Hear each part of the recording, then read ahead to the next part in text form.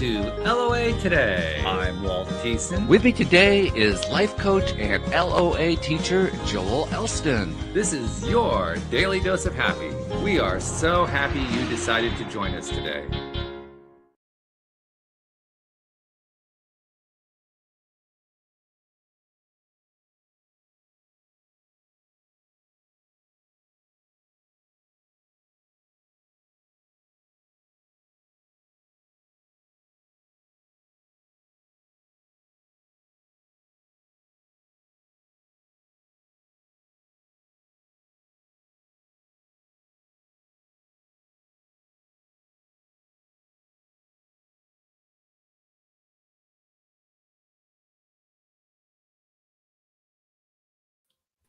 Yeah, that helps. That works better if I actually turn it on. There you go. I was like, well, that's nice. So let's try that again. Okay, one more time. I was off screen. I was looking at something else. And I didn't realize that I didn't have the images on screen. So I love it. So anyway, here's the little introduction I was doing. So before we got started here, we were just chatting, and we were realizing something. Toward the end of our chat, we realized that we have a board of directors that runs the show here, and it has two members, you and me, which makes things very, very simple because we can just decide what we're going to be doing on any given show. And we had a vote, and it was unanimous. We said, okay, we're going to try to do this topic that really shouldn't try to be done because the agenda makes no sense at all. But WTF? I mean, let's just do it anyway. Let's see what happens. That's sort of the story of my life. That's my mom. That's right. Yeah, let's go. That's what makes it fun. Yeah. So anyway, it starts with an idea that Jen, my VA, who sets up the shows for us, came up with a scenario, a story, if you will. And we actually haven't done this in a while. We for a number of years there, we were taking questions from people in the audience, listeners, and so forth, who were dealing with issues usually related to the law of attraction and answering questions and so forth. And it was a lot of fun to do those kind of things. We haven't done that in a while. Well, Jen came up with a scenario that I'm pretty sure is fictional, but it probably has some derivation from real life fact. But it's a scenario about a young woman named Samantha, and she's entitled it "Becoming the CEO of Your Own Life." Now, I'll just read to you what she wrote. She says, Samantha had always let others make decisions for her, where she lived, what job she took, even who she dated. And she feared disappointing people and often sacrificed her own happiness to keep the peace. But after a particularly draining year where she ended up in a job she hated and a relationship that stifled her growth, she reached a breaking point. And one evening, she sat down and asked herself a powerful question. If I were the CEO of my life, would I hire me to run it? And the answer was a clear no, not because she lacked ability, but because she had given her power away. And from that moment on, Samantha started showing up differently. She created a personal mission statement for her life. She set clear goals, financial, emotional, and spiritual. She made a vision board and reviewed it weekly. She started saying no without guilt and yes with intention.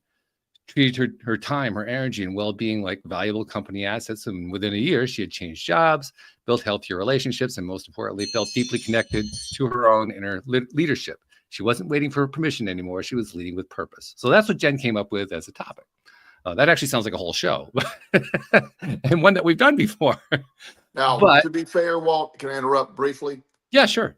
My ADHD brain said there was this lady. And so anything you said after that, I'm not really sure of. You just got lost all that. Okay, yeah, I got it. Okay. Well, I'm glad we got that one out of the way. Yeah. Well, I think we can cut to the chase on it really easily so that even your ADHD brain can handle it. Basically, she's asking, what does it take for somebody to become in control of their own life? And the other thing that we were talking about, you and I, before we got started, was a meditation practice. And that actually, in my mind, in my own non-ADHD way, cued together that, well, if you want to take control of your own life, if you want to be the CEO of your own life, to use Jen's phrase, well, you have to control your own mindset. You have to take responsibility for where you're going to give your attention and where you're not going to give your attention, and when you're going to do it, and how you're going to do it, and where you're going to come up from, and what's your vibration going to be. I mean, that's the whole thing where mindset is concerned. And one of the best things that we know about, and we've talked about this many times, that can actually help us get to the point where we have control of our mindset is through meditation. So that ties into what you and I were talking about before the show, because you were pointing something out about what's known as transcendental meditation. Why don't you cue people in on what you were talking about? Okay, so what I was talking about, and if we merge this, this will be really awesome. The idea that a very well-known form of meditation is called transcendental meditation, and Right. is a mantra meditation. You perform it by thinking a benign sound, often like or something similar to that, lam, any of those things. It's not, it has no intention or no meaning. It's just a sound. And you think it, you don't say it out loud, and you repeat it internally without speaking it for 15 minutes with your eyes closed. Your attention will obviously wander, and when you do, when you realize it's wandered, you come back to the sound. Hmm. That is the most simple meditation that I've ever found, and it's great for people with ADHD.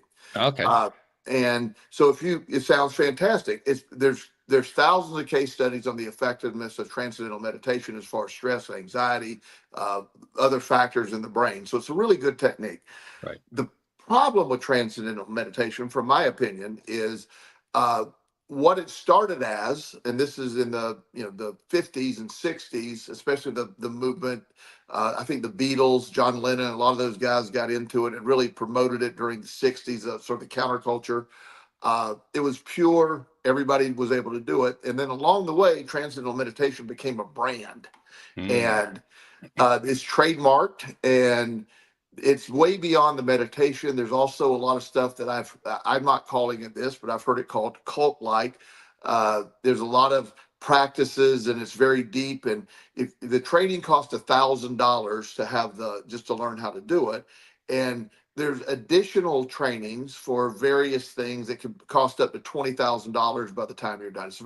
It's become very profit oriented, still effective, and the studies are there. So this guy, and I'm dropping his name right now. And of course, I dropped the tab where I had it, but uh, he created something called natural stress relief in, I think, 2000, somewhere around there, or maybe a little before that. But the concept was, what if we did away with all of the other stuff, all of the sideshow stuff, basically make this free and sell the concept of transcendental meditation. However, he's not allowed to mention it because transcendental meditation aggressively defends their trademark, and you Ah. can't compare it. And while there's no official studies on natural stress relief, the meditation piece, which is identical to transcendental meditation. Okay. Uh, so anyway, so that's an explanation between the two. And while I am a big fan of that type of meditation, because sort of like you were trying to merge these two topics, the one of the ways to get your brain to start going in the direction you want it to go and doing things is teaching it to uh, focus and be able to pay attention and stuff like that. So when you do it, Mhm. at least for me, when I did first time I did the meditation, my sound is LAM, LAM, LAM. I don't know Okay. where I got that, but I think that, again, I don't say it, but I think it over and over again for 20 minutes. Now, the first time I did it, I might have got two or three before my brain started going out in left field. Right. Then, when you realize that it's gone out in left field, you come back to just thinking your thought, and you keep it throughout the whole meditation.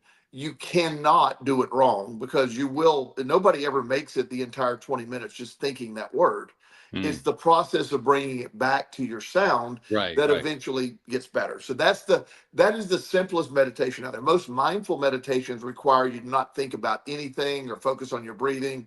And again, for certain brain types, that's going to be impossible. But Mm. this gives you something to do, even though it's a benign thing to do. And what it does is, and why I found it works, is sort of what Abraham Hicks talks a lot about in the law of attraction, is when you're doing this, your mind is not resistant to anything. It's simply in the process of focusing on the sound.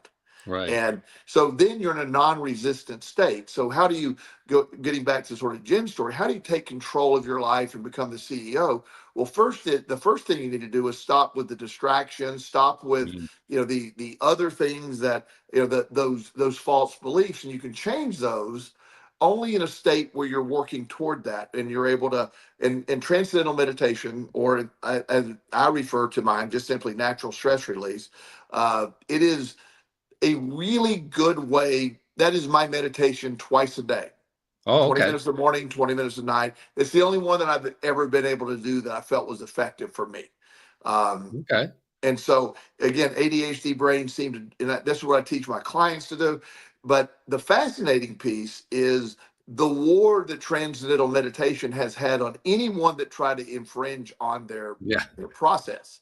And So, they so we said, should actually disclaim right now, like we're not teaching transcendental meditation here. no, I Just do so not. people know that. I've never taken the training. Right. I'm familiar with what they do. And they say natural stress relief is nothing like us at all. So that's what transcendental meditation said.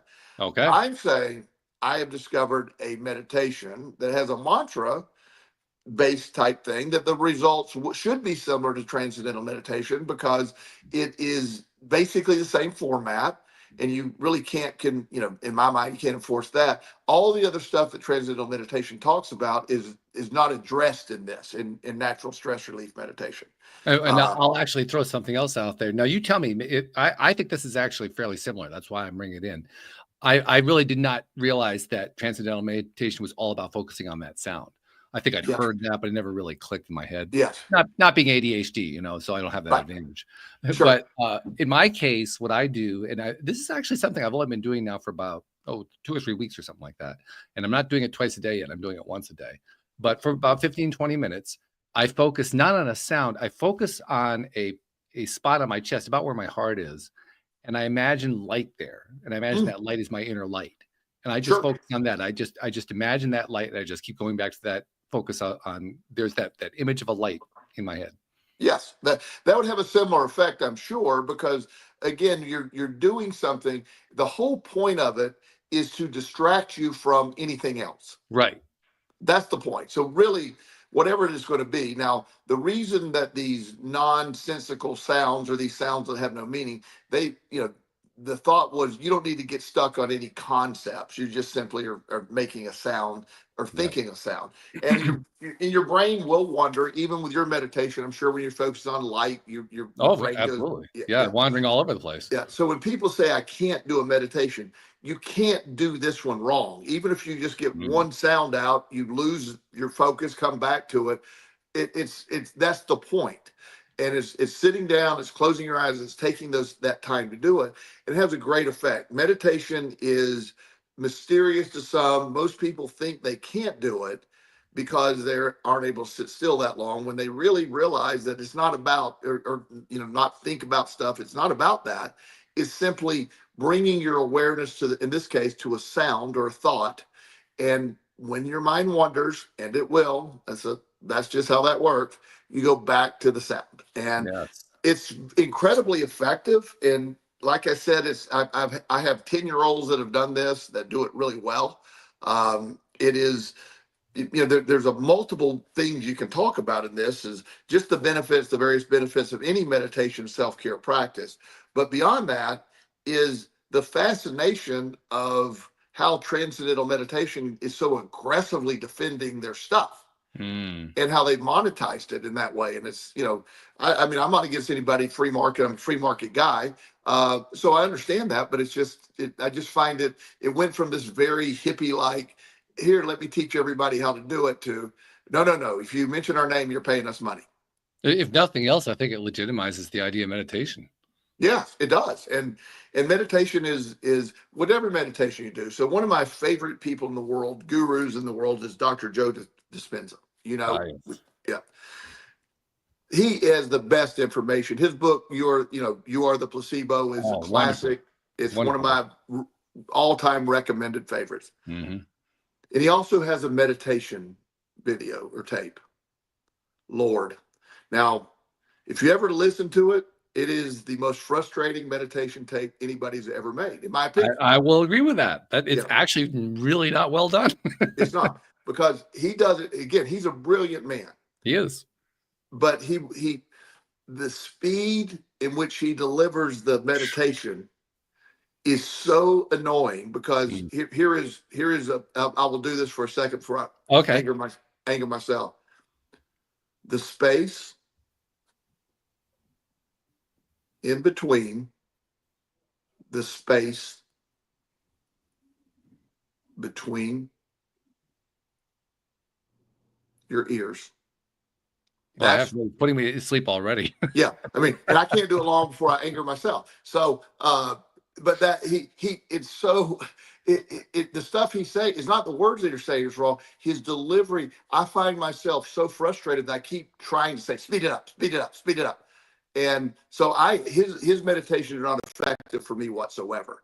Again, his concepts are great. I'll often wanted to reach out to him. So why don't we do a meditation together and we'll speed that Yeah. sucker up and and And by the way, to be fair, there's probably some people that like it without those great spacings between each of those words. That there are probably some people who get benefit out of well, it. there's brain types that certainly will. So that's sort of the point of what I'm going to is like anything else. I'm a big believer in individuality, whatever works for you and your brain. Mhm.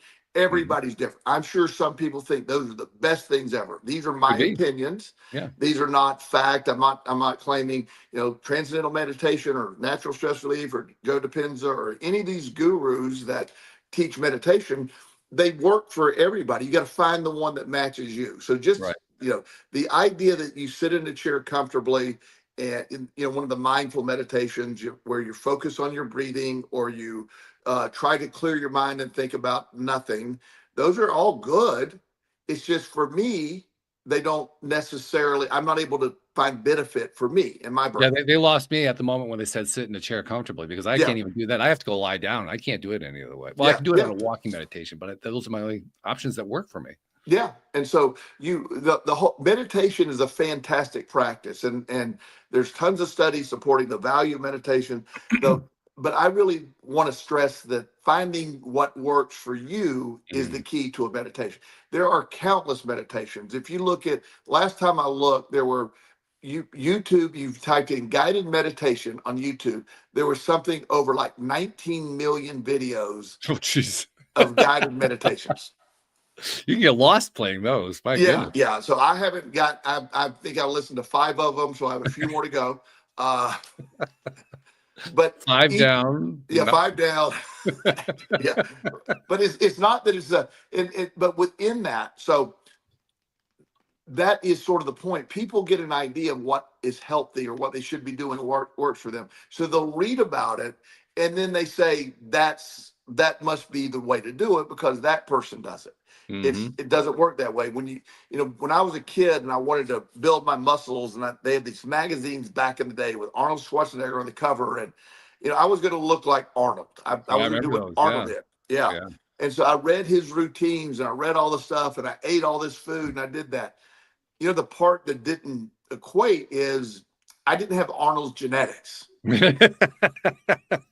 Oops. Oops, that they left that part out. Now, I certainly I built my body up tremendously. I Oh, became yeah. still very strong. I still lift weights every day. All Hmm. that was a benefit, but my belief that I had to do it the way Arnold did it, or I was going to somehow end up looking like Arnold, never had a shot of happening. It just Right. didn't. Right. Michael Phelps, for example, the fantastic swimmer, Hmm. he has a unique body that is literally built perfectly for swimming. Mm. Perfectly for swimming. Yeah. Long torso. Yep. It's like if you built a prototype.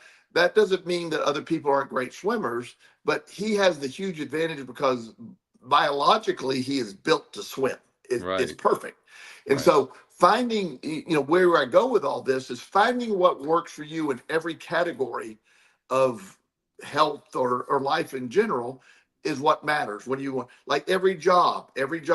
Some people couldn't do some jobs. Most people, like if I were to get a job that required me to sit at a desk and enter data all day into a computer, Hmm. I would last half a day and I'd be fired or quit. Yep. I believe it. Wouldn't work. However, there's people that just think that's the greatest thing in the world. And They there's think people like me, kind of in between, who don't think it's necessarily the greatest thing in the world, but I'm willing to do it as long as it gets me what I want. right, and I don't have the ability to do it. Right. Yeah. Which basically means we all have different interests, different abilities, different So skill sets, different and purposes. and that's sort of the point when I was comparing and contrasting the two different meditations. I was fascinated by the idea that you have a really good idea here, and there's really, from my layman point of view, and not trying to be sued by transcendental meditation, the meditation part seems very similar, if not identical. That, at least that Mm. seems to me. That's sort of my opinion.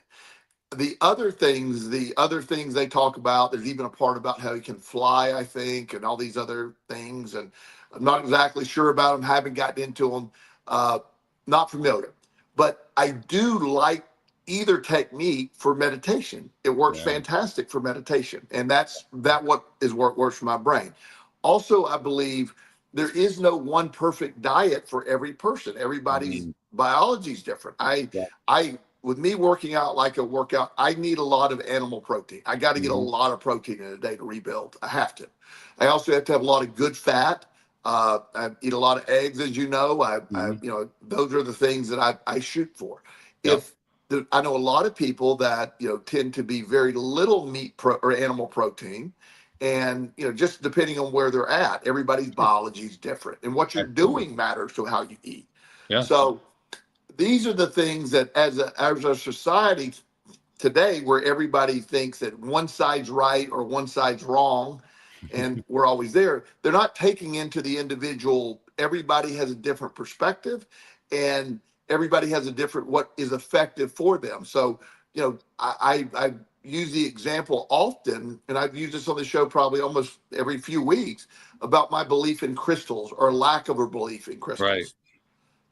I don't believe they have any effects, so they don't work for me. But my dear friend, who really has healed herself using crystals many times, I have no doubt she did. She believes she did. The body responded to that.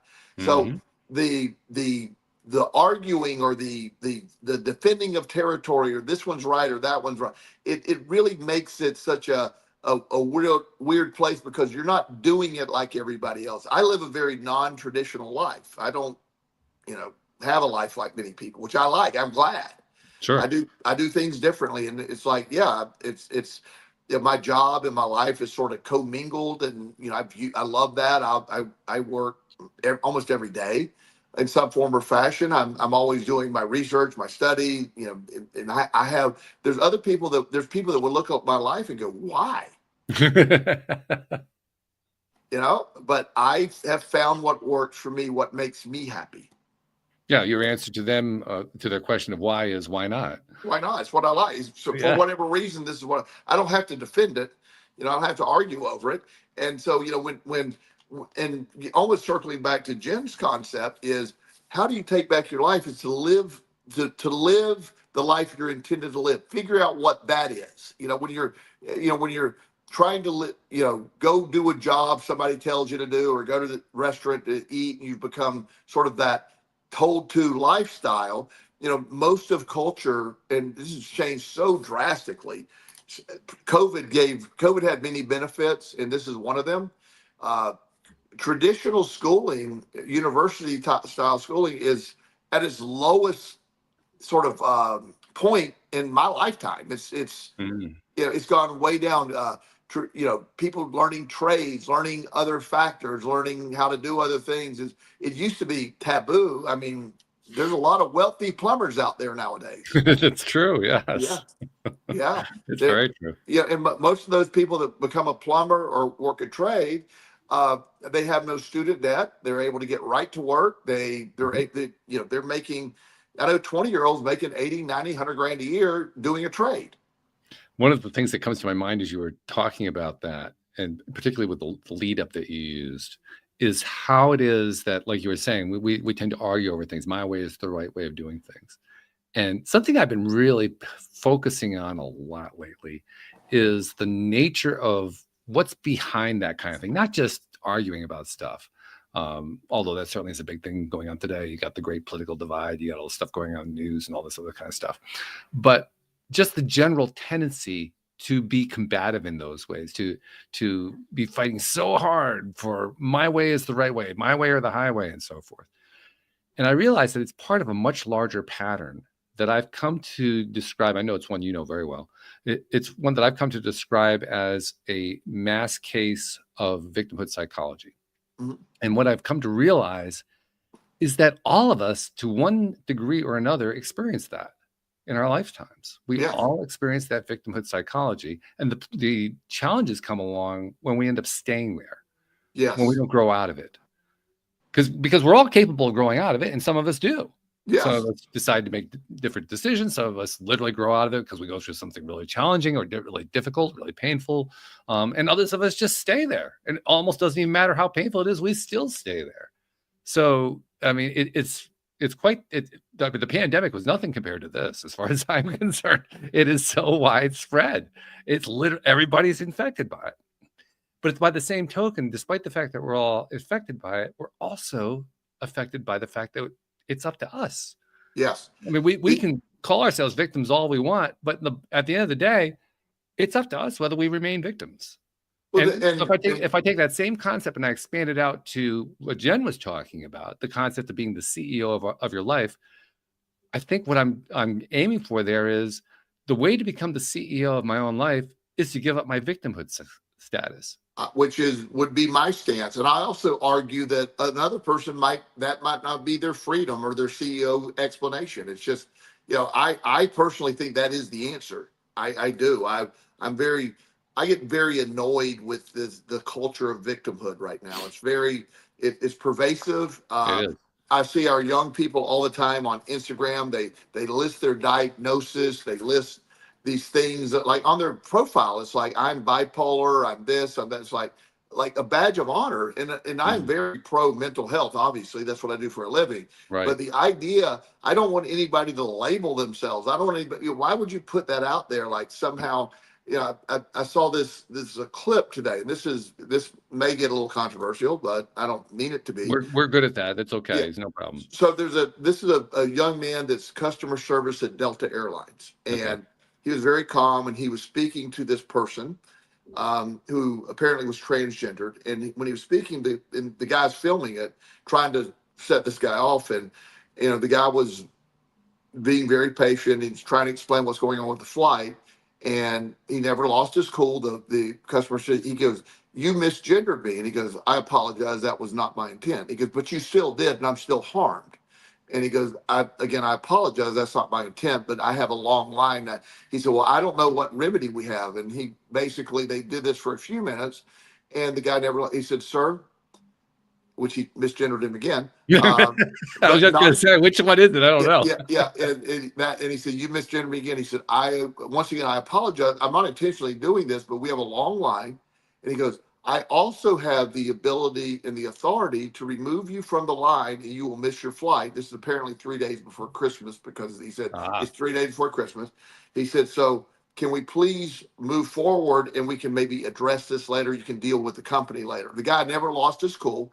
And the guy tried one more time, and then he said, "Once again, I can have security remove you from the area, and you will miss your flight. It is your choice at this point." And the guy capitulated and got on the plane. That's in the video. But my point was, it isn't anti-trans. I'm certainly, me, Lord, I don't care what anybody does. But in that case, he was this person. They were looking for some reason to be victimized. They like, mhm. within that, there was no intent to harm, and any of that is just speaking in his normal customer service voice. And this guy will, I did it to him again. Sorry, guy. This person, it's a habit. So this isn't anti anything, but it's just about learning that everything is not an attack. Everything is not, But when you're filtering to be offended, you'll find it. Yes. Boy, that last sentence really says it very nicely. When Yeah, you're filtering to be offended, you will find it. yeah. If And you're not looking only will for you find it, it will find you. Absolutely, you're attracting it. The one of the things that the really got a lot of negative attention, and again, I don't know if it's Think and Grow Rich. No, I'm sorry, I don't know if it's the Law of Attraction or Ask It Is Given, but one of the Abraham Hicks books. Right. Um, Esther is talking on behalf of Abraham, and Abraham says it is often, when people talking about racial issues and stuff like that, it said the person that is offended is the one that's actually attracting the offense. And Mm, that really triggers people. yeah. Doesn't, and nobody's pro. I mean, I'm sure there are people pro racism now that I think about it, but for the average person, we're not that way. I don't think. I don't want to be. But the concept that when you're constantly looking for something, you're always going to find it, because the law of attraction attracts it to you. And so the people that are so easily offended or looking at people's words, and I've never understood personally, this is my personal opinion, I grew up with a basic concept that doesn't apply anymore, apparently. Sticks and stones will break your bones, but words will never hurt me. Apparently, we have deleted that mantra because Okay. that's what we had to learn in kindergarten. I mean, that was Yes. taught in kindergarten. I don't remember if I learned it in kindergarten, but I do remember it from my childhood. I can definitely attest to that. Yeah. And I can also attest to what you're talking about the particular description of the victim mindset that you're describing. I'll tell you one thing that I have kind of taken on as my own way of handling the whole victim thing, because there are people who truly get victimized in society. That really does happen. And I realized that there's a distinction. The distinction is between the incident where you're actually being victimized and the incidents afterward, either in your mind or in your experience, where you become the volunteer. Mm-hmm. And to me, that's the distinction. I mean, when you're truly the victim, you were just essentially attacked out of nowhere, made a victim, harmed deliberately, and then left to deal with it. And certainly that's horrible. That's a terrible thing. Yes. But all the other times where you volunteered for it in some way, it's hard to say that you're a victim at that point because you volunteered. I mean, it's not like you were saying, hey, I'm going to volunteer to be a victim, but your actions did. But you get caught into that, and that's been the vortex, so to speak, that has been sort of derived. And I don't know how we got here, but that's exactly right in my mind. I advocate. I am a large amount of my energy and money advocates for children that are victims of horror. So this is not me saying they're not. Of course, they've been horribly victimized. They have been horribly victimized, and that is one of my pet peeves. Everything from the church, Catholic Church raping children to all. I mean, I don't mind talking about that stuff, and it should end. But the same things I've had that scenario over time. At some point, there needs to be a move on point. There needs to be that happened. I'm not defined by what happened to me. It's still terrible. It's not good. Absolutely. But the idea that many of our audience has heard me say this. One of the first clients I had in my private practice was a lady that a psychiatrist sent to me. She was seeing a different psychiatrist for 15 years. Wow. And the only question they talked about once a week for 15 years at $300 a session, by the way, was did her father molest her or not? Wow. And her father was dead. So that was the question they talked about every week. And that fits the scenario I'm describing beautifully. Yeah. And so, and it was, there was no remedy to that method. There's no end to it. No, it's endless. $300 a week for 15 years adds up to be some significant money a guy made off that. And he was building a nice house for the therapist. The therapist is making it real well. Exactly. And so one of the things that I started, she was slightly offended by, but later came fully circled, because I said, well, I'd love to work with you, but let's start with the concept. I said, I just need us to pick a side and go. It's horrible. I hope, but there's no answer to that. You have, you don't know if this memory was implanted, you made it up, whatever it is, but you've been living, you've been distracted by the question, and you have it for 15 years. It's been the cause of stress. We eventually, I said, it said, if you were, what would we do about it? And that's where we started. I saw her for about 6 sessions and did great. She's good. And, she's good for her. Refers a lot of people to me. She said, you saved my life. Well, it isn't, I'm not, of all people, I'm not minimalizing childhood sexual abuse. You know that. Absolutely. But at some point, it becomes an exercise in futility to just keep recycling that, and you become defined by that definition. Well, I'll go a step further. I don't think it's an exercise in futility. I think it's an exercise in harm. It is.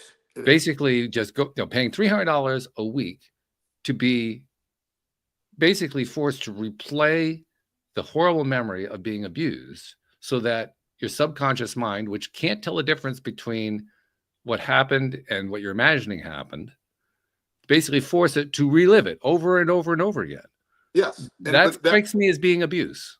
it is, and you as you just mentioned, when the brain responds to, it doesn't distinguish between real and fake. Right. When you see someone get injured on, when Lawrence Taylor had snapped Joe Theismann's leg in half on national Oh, TV many years ago, we yeah, all felt that. You heard it and we absolutely. felt it. And the pain, the brain will register pain. That we all experienced that. That was a wild scene.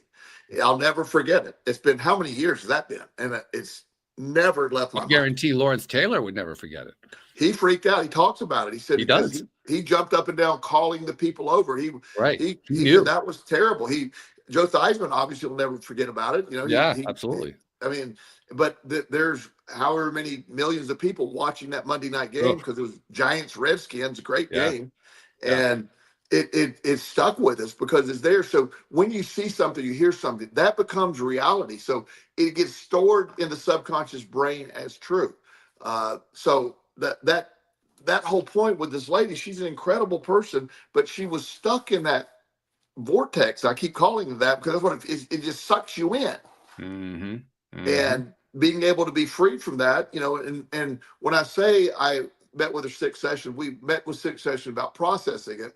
Then she went to a different therapist to process the abuse as it did happen and had a normal course of action and moved on, which I thought was a fantastic That's way to deal with it. fabulous. I'm so Yeah, glad to hear that. yeah. Yeah, And so, it took somebody had to just shake the things that this isn't good. right. This isn't meant to. It meant to be this way.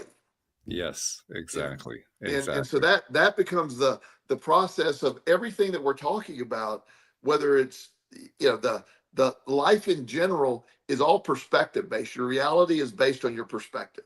And so many people are stuck in a perspective of victimhood or stuckness that that isn't really true, but yet it is true.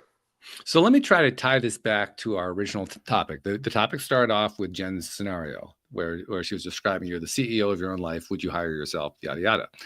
And the purpose of her little scenario that she laid out was to describe what happens when you take action to shift your mind, to shift your life around.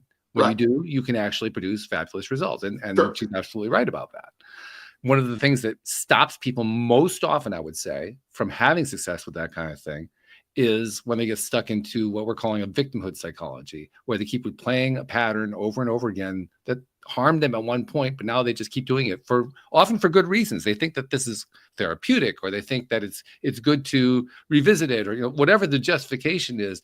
They end up basically setting themselves up to keep from moving forward, Yes. whether intentionally or unintentionally. That's the result. Right. And then we also brought in the idea of a meditation practice.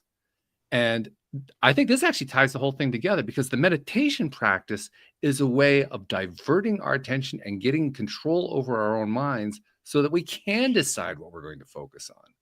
But and the programming that keeps us stuck is programming that we need to reframe or rebuild or That's right. reboot.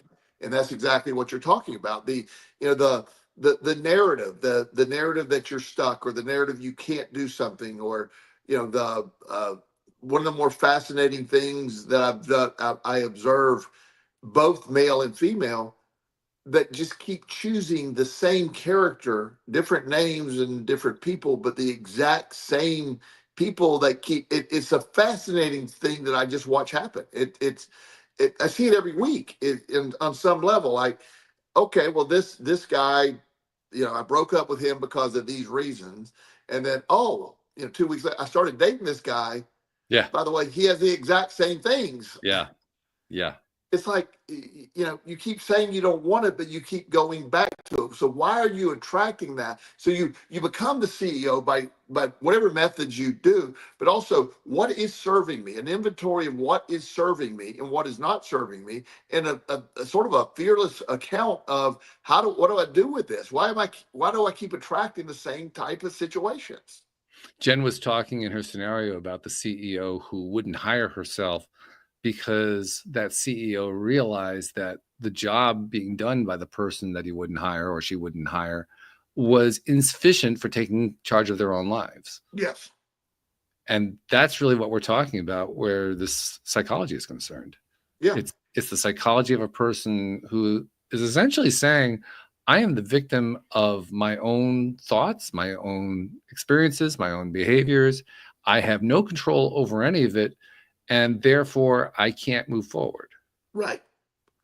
That becomes a narrative. They become trapped in that narrative, and what you're stuck on, or what you can't do, or these are the rules. That you must do it this way. Yes. Those are the things that keep us stuck. And that herd mentality is often the purveyor. I mean, it's sort of the herd mentality reinforces that often. That's where right. this is what we all think, this is what we all believe. One of the fascinating studies that I read, and this has been years ago, so I don't remember the specifics. I wish I did. I'd pull it back up. But many years ago, this guy sent basically a letter to every clergyman in the United States that worked in the sort of the fundamental Christian Baptist crowd. Okay. There were other things, but Church of God, some of the really Sure. more intense type things. And he sent a letter, and he said, "This is anonymous. Here's a stamp. Mail it back. There's no way I'm tracing this. And have your beliefs changed? Why are you still in all this?" And a gigantic number of those people said, "My beliefs are far different than when I left the seminary. I don't believe in this anymore. I don't really, Wow. and it was shockingly high." But they also said, "I'm also 15 years into my career. I have to keep doing it. I have to keep preaching this, that even though I just think it's, really bad, but they felt stuck, that they couldn't change, because once they started speaking their truth, then they're going to get fired from their job because they're not speaking that, the exact verbiage that he needs to in that church." Right. What you're describing is an example of something we've talked about a lot. We call them inaccurately comfort zones. Yes. And the unwillingness to leave a comfort zone, or what I prefer to call a familiar zone, Yes. or perhaps a safe zone, because if we leave the comfort zone, we're going to lose our job. We're going to lose our situation. Our whole life is going to fall apart. Terrible things are going to happen. Monsters are going to get us. All this kind of stuff. That's what all those clergy were admitting. They were saying, I don't dare leave my familiar zone. Well, and most people get stuck in comfort zones. That's where homeostasis kicks in. Comfort zones, the body doesn't want it. Your life, your spirit, energy, all that is like, okay, we're seeking protection and safety. So the comfort zone is, I know what's here. So the most fabulously wealthy people, and I work with a lot of them, and extreme wealth people, most of them have one thing in common. A lot of them don't have much in common, but one part that is always in common is they had some event that they got fired from a job, or something happened, and they went and did something different. They took a chance. Wow. They Interesting. went way out there. Like, Yeah. What makes, Jeff Bezos years ago said, "Hey, I'm going to sell some books on this new thing called the internet," and he did good with that, by the way. He did fairly well, yeah. Yeah. And you see In fact, that. we even had somebody on the show who made money on the thing that he did so well on. Yeah, exactly. There's people doing real well on what he did so well on. That's right. But you'll see that, like, the people that, my success story is built on nothing but everything falling apart. I wouldn't have. There's no way I would have ever been doing what I'm doing now if the chain of events of my life didn't fall apart. And so the success often comes when you're forced out of the comfort zone. You're forced out of the simple. I didn't have any choices. I was down to one choice: go do this. Right. That's a really important point, because I do believe that that's the way most change currently happens. Now, I don't believe that's the only way it can happen. I agree. It's not only. I never say only all the time, but it is a predominant way. I would say it's predominant, mainly because most people have not bought into the idea that they can do it. So the only way they're going to do it is if they're forced to do it. Yeah. The guy that started the waste management company down in South Carolina after Right. losing his accounting job. Yeah. No way would anybody make that move to, picking up garbage from your neighbors after having a $200,000 accounting job with Bank of America. But That's right. when everything fell apart in 2008, he just basically walked into that and made a lot of money eventually and sold the company for a lot of money. And made a whole lot more than he made as the accountant for the Far bank. more, far more. But in most of the time, in the first chapter of my book, The Law of Action, I describe how the very first Hilton hotel was acquired when one of the family members from the Hilton went to Cisco, Texas, I to love actually that story. buy a hotel. That's That's why he was right. there. Yeah. I'm sorry, to buy a bank. He was To buy a there to bank. buy Yeah. a bank.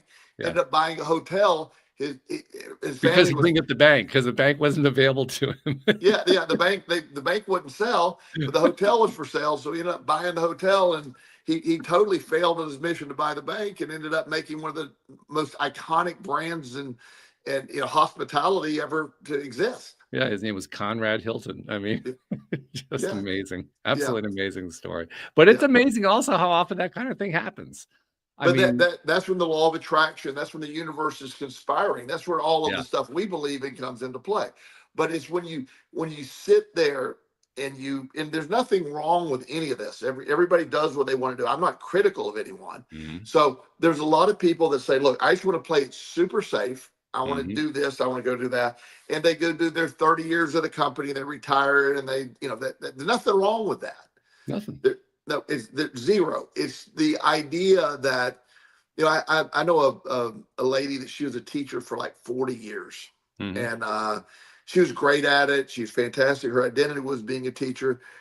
It was very fulfilling to her. It wasn't never, she did well financially at the end, plenty of good retirement for teachers that are there that long and all that. But it was never, she always viewed it as just a passion. She loved it. Mhm. She believed it was her calling. That was fantastic. So she never felt compelled to leave that. And she Mhm. did a great job for 40 years. She taught, taught kids who had kids who had kids. She was Mhm. teaching grandkids of her kids, And Right. so, it was pretty fascinating. She said to do it, but she was as happy as any person I've ever known. And that's really an important point because I think we tend to get hung up on, well, how do I get to from A to B to that place that I want to be at? And the answer is going to be I think you alluded to this earlier. The answer is going to be as different as how many different people are answering the question. Sure. But one thing we do know is that the person who gets there is going to be that same person who didn't get stuck on the thing that he didn't want. Yes. That's the one commonality that's always going to apply, I believe. When the first week when I got out of school and I went to work for my dad in the insurance agency, Mhm. and the first week I was there, it required me to sit behind a desk for 40 hours a week selling people car insurance. Which for you is about as close to death as you wanted to come. Yeah. And I knew the first week or two, I said, I made the statement to a friend, and I was in my early 20s. I said, this is not going to end well. And he goes, what do you Well, mean? there's prophecy right there. Yeah. I said, I don't know what it means, but this is terrible. This is, I have to ask you. I mean, it seems kind of obvious to me, but you said you knew within a week. Didn't you actually know in like the first 5 minutes? I did. But what Yeah. offset it, I got a brand new car to go there. Ah, So, yes. Okay. so, when you're that age, having a brand new fancy, whatever Yeah. that car was, it was a really nice car. And Yeah. that sort of made me feel cool. The idea that the money or the appearance of money and having success and wearing Mhm. that I bought into that for the first week, but then Right. I knew sitting down that this is not good for me. I Mhm. felt trapped. I was stuck in that little office. And my ADHD brain, that was long before I had a diagnosis or an understanding of how ADHD works. Mm. It felt torturous to me. It really did. And I had no way of even expressing it. I told a couple times I talked to friends and like, oh my God, you're doing great. You're driving that nice car. You got an easy job. And I'm like, yeah, I guess you're right. But you weren't convinced. Oh, And, the prophecy, I lasted, I think, what, 8, 9 years at the insurance agency. It was that So, long? Wow, I didn't know you lasted that long. yeah, well, it was bad toward the end. I mean, Yeah. yeah. So I think we were probably there, but how do you quit a job from your dad in the family business? It's really hard. Mhm.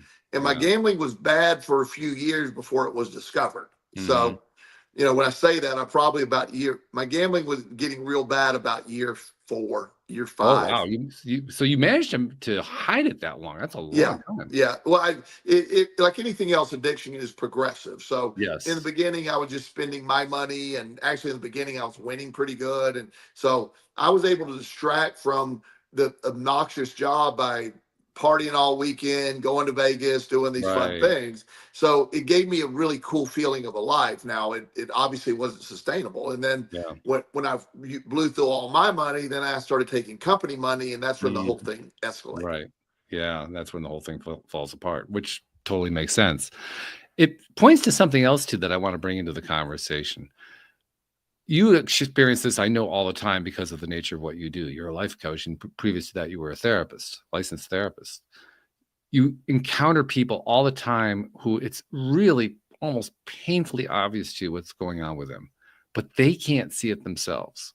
And that's a pattern. I think we've all experienced it. Oh yeah. It's very easy to see what's going on with somebody else. It's entirely different to see Well, what's going everybody, on with yeah, yourself. yeah. And it's frustrating because you understand that, somebody sits down and within a few minutes, okay, this is the problem. Mm, My job is to get them to understand it's their problem by them coming up with the idea that it's their problem. So you which is a walk them challenge. through the process, Yeah. Uh, I have a gentleman that I'm in process of working with right now, and I don't know, about 7 or 8 weeks ago, he comes to me and referred by a doctor friend, and his initial call was, I have unbelievable anxiety and depression. Okay. He said, I'm on some medication, but it's not effective. Mhm. And I said, okay. And the doctor that referred to, and I said, I'm not a medical doctor. I didn't know what he was after. He goes, no, my medical doctor referred me to you. Okay. Psychiatry referred me to you. So I knew there was something there. So I start taking, you know, my normal questions. Tell me about your normal day. Mhm. He's a little older, and so, you know, there's a lot of that comes with age for some people. And he has some money. He's a lack of, so there's a lack of purpose is where I was sort of leading in the beginning. Okay. And then as we're describing it, he goes, we were talking about lifestyle stuff, and he's talking about, well, I drink wine. I said, well, how much wine do you drink a night? Mm. And he goes, a bottle and a half. Ooh, And I go, oh, but he immediately said that's not my problem. of course.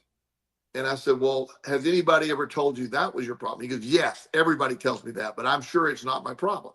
Okay. And I said, okay. So I knew immediately what my job was, Yeah.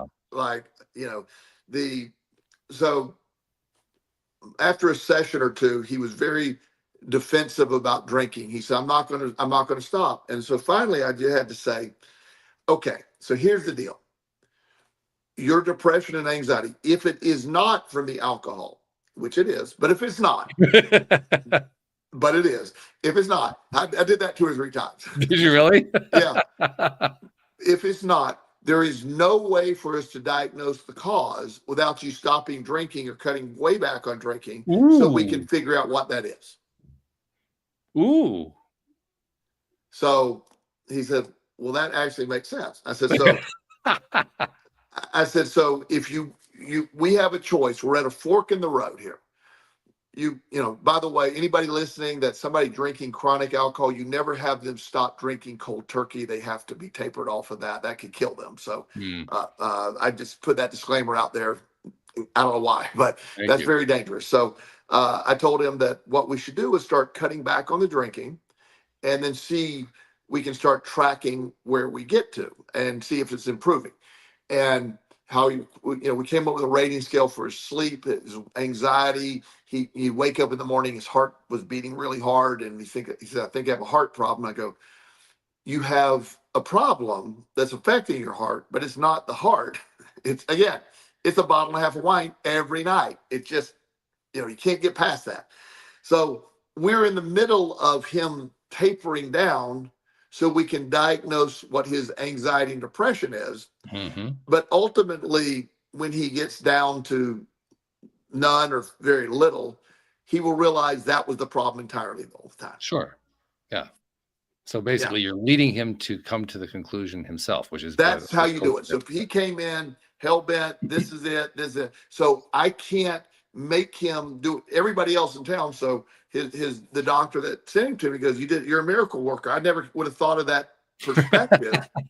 He said that's what we need. He said, because he'd been to 10 different people in town and they all tell him it's the show stops, the discussion stops at a bottle and a half of wine. That's where it stops. Yeah. Yeah. So very interesting. yeah. So you can see that. So when somebody comes in and you see, and that applies to people when, you know their problem, you can see it, it's pretty obvious, but they have to accept that. And often they're defending the problem, they're protecting the problem the most because they don't really want to give up the problem. So I think there's actually a hint in here for somebody who is trying to move forward, but they aren't really sure how to move themselves forward. Because like I said before, it's very easy to see the problem in somebody else. It's often very difficult to see it in ourselves. Yes. Okay. Well, if you know you're not getting to where you want to be, you are having trouble becoming that CEO of your own life that Jen was talking about, and you aren't quite sure why that's happening, I think there's a lesson in what you're doing with your client onto how we can get there. You know that there's something that people have pointed to. What would you have to do in order to demonstrate that it's not the cause of the problem? That is one of my techniques for a long time. Is multiple cases over the years. People come to me, and if you go to an AA meeting, they ask you these questions, these 20 questions, and if you answer 7 of them, you likely are an alcoholic or whatever. And so what I do is have people, doctors and therapists, send people to me for this technique. Mm-hmm. Where I say, okay, you're not an alcoholic. So if you're not an alcoholic, you will be able to not drink. Let's prove it. Let's go on offense and prove it to your family that you're not an alcoholic. So a non-alcoholic, a person who is not an alcoholic, has no trouble not drinking. Do you agree with that statement? They say yes. Okay. So let's go 1 month without drinking, and let's reevaluate how you felt, how you did with that. And it usually solves itself when they realize about 2 weeks into it, they start drinking again or whatever. And then I might try that a few cycles just to help reinforce.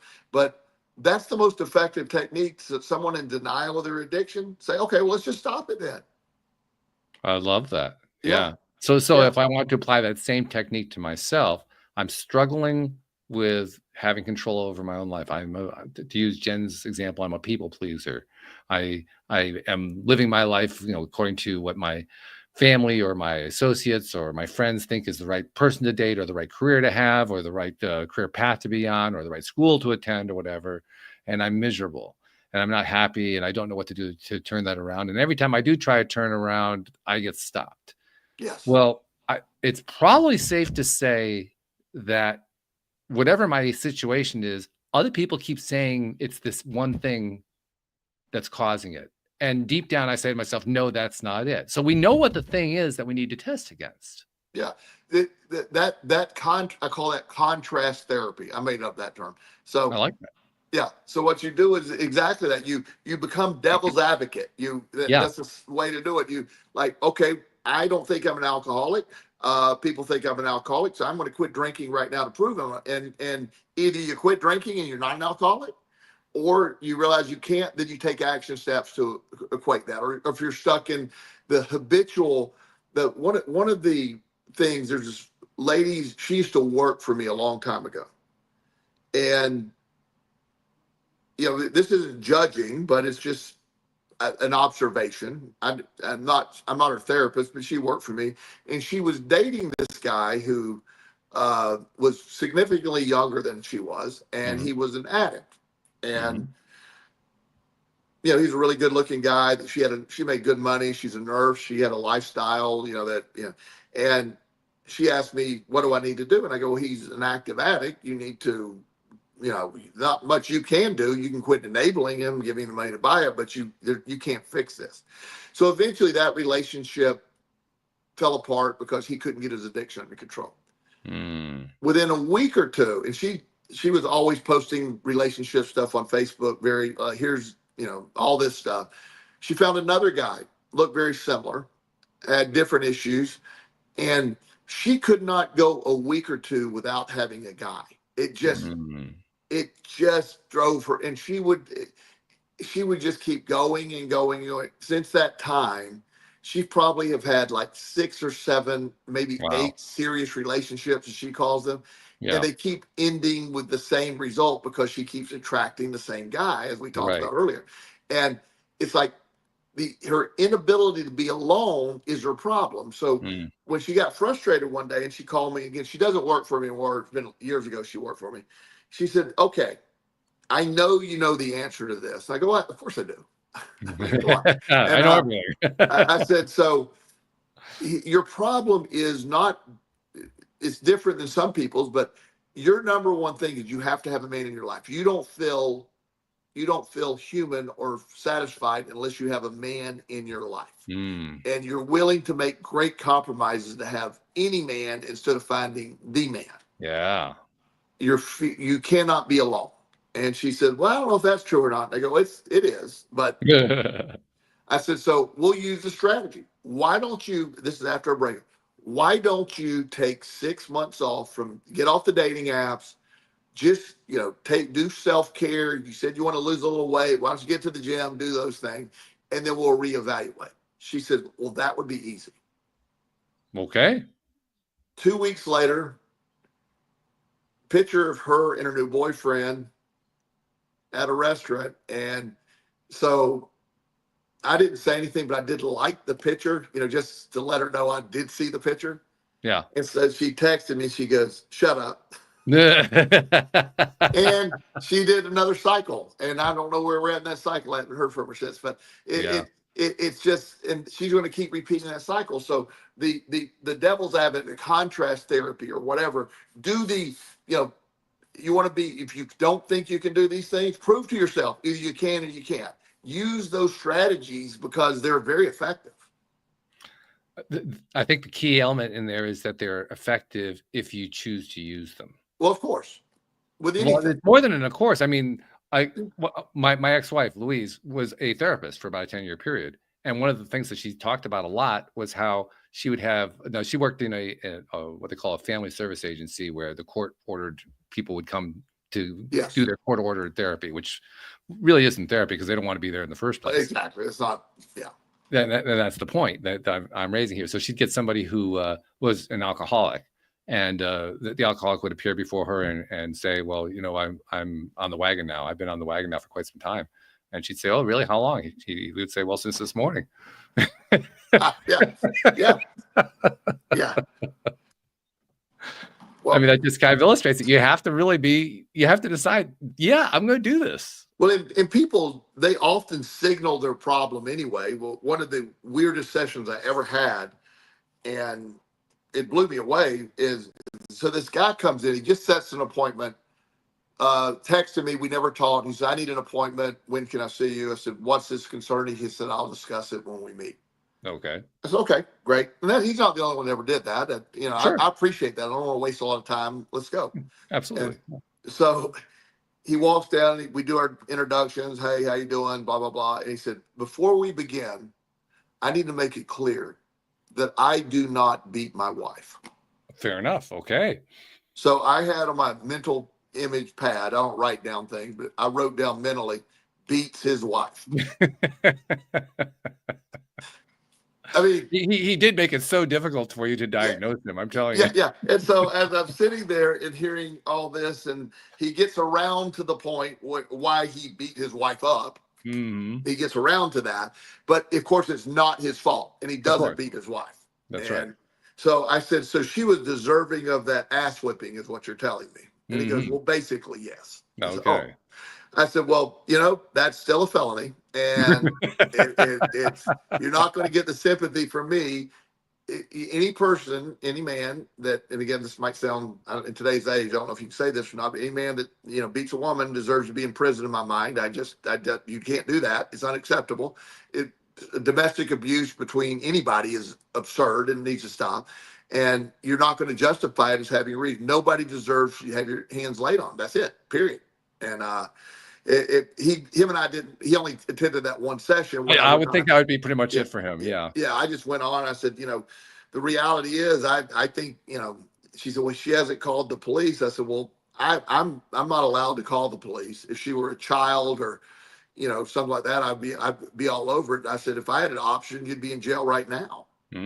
So you're fortunate that I am not a law enforcement officer, but it just is this idea that he walked in and his first statement was exactly the problem. I don't beat my wife, and then proceeded for an hour to tell me why he beats his wife. I think it illustrates that whatever the problem is, we already know what it is. Most people do.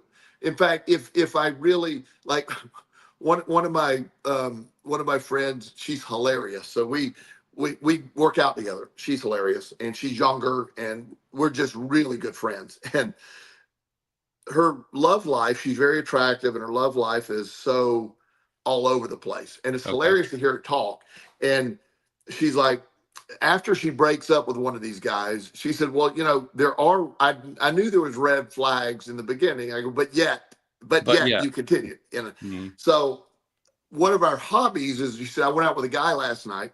And one of my hobbies are one of the things we do now. I said, let's go ahead and list the red flags now. Let's get them out and let's see which one takes this down. And so last weekend we met Sunday morning for our leg day, and she had a date the night before. She said,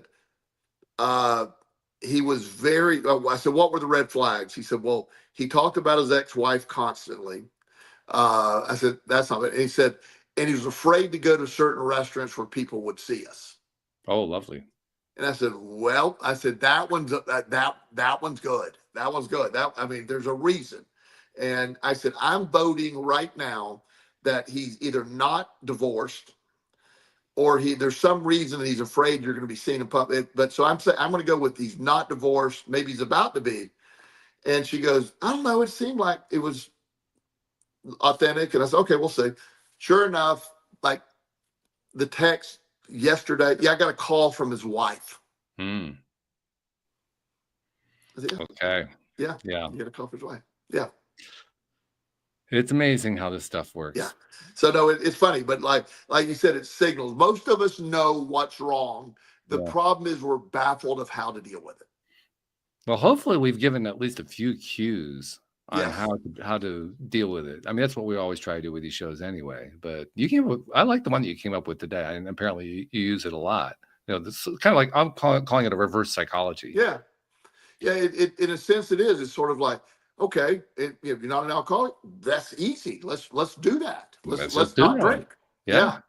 And and then I believe it or not, over the years I've seen a couple of people that could go a few months without drinking, and it's like, okay, well, at least you have some control over it. And then there's other people that can't go a week and they know it. So to go back to Jen's analogy, which is what we started the whole thing off with, okay, that you are somebody who is not. Well, let me phrase it differently. You know that you are somebody who can be the good CEO of your life. Yes. You know that you are not stuck in that place. Prove it. Prove it. Yeah. You can you have a belief that is a limiting belief, but you wouldn't be asking the questions if you didn't believe you could. So let's prove it. You're not going to ask the question if you believe, that's counterintuitive. So let's see what happens. Yeah, I like it. Yeah. Really good. Okay. Well, I know you got to get going, but thanks so much. This is one of the better ones. We've done a lot of good shows lately. This is one of the better ones. I love this one. Good. We ended up in a good place. Good stuff. So thank you very much. Thank you, podcast listeners everywhere. We will see you all next time here on LOA Today. Goodbye, everybody.